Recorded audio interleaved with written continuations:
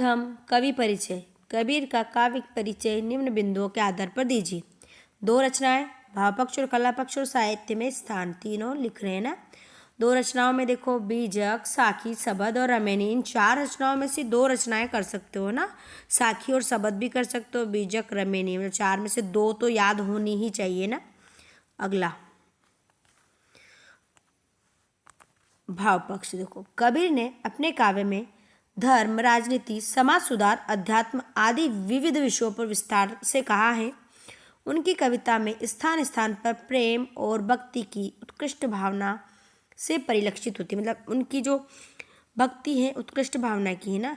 कबीर ने समाज में सामाजिक बुराइयों का खंडन तो किया ही है, साथ ही साथ आदर्श जीवन के लिए नीतिपूर्ण उपदेश भी दिए हैं। वो क्या थे? निर्गुण काव्यधारा के कवि थे। अब इनका कला पक्ष देखो, इनकी भाषा सदुकड़ी एवं खिचड़ी है। इनकी भाषा में ब्रज, अवधी, राजस्थानी, पंजाबी के अतिरिक्त अरबी और फारसी के शब्दों का भी प्रयोग हुआ है। अब देखो अलंकारों का भी प्रयोग किया उन्होंने। उपमा, रूपक, सांग रूपक, अन्योक्ति, उत्प्रेक्षा, विरोधाभास आदि अलंकारों की प्रचुरता है, मतलब आदि अलंकारों का भी प्रयोग किया है। इन्होंने मुक्तक काव्य शैली की भी रचना करी है।